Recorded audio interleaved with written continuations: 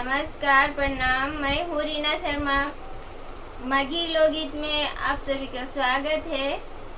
और आज मैं एक गिधारी गीत लेकर आई हूँ, तो गीत सुनिए और प्लीज प्लीज लाइक कीजिए।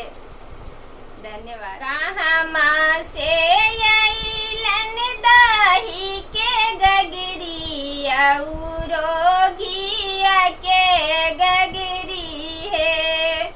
कहाँ माँ से अइलन दही के गगरी औरोगिया के गगरी है।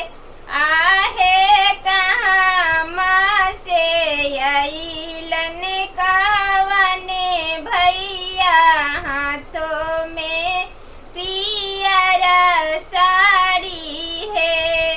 आहे कहाँ माँ से अइलन कावने भैया हाथों में पियरा साड़ी है।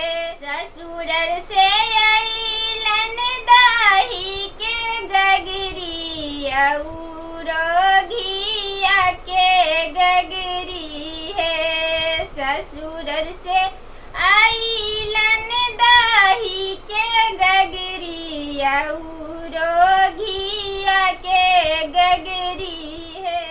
आहे नैहारे से अइलन बाखोरी भैया हाथों में पियरा साड़ी है।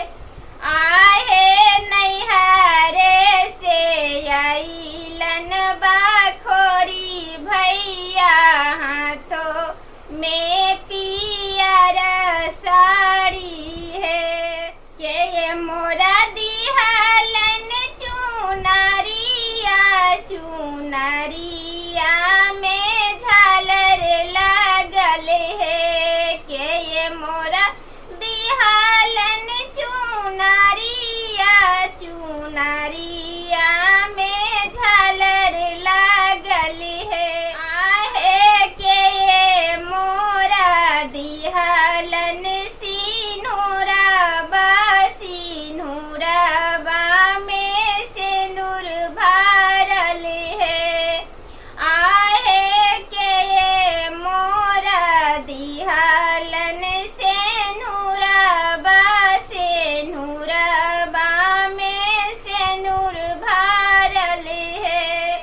भैया मोरा दिहलन चुनरिया चुनरिया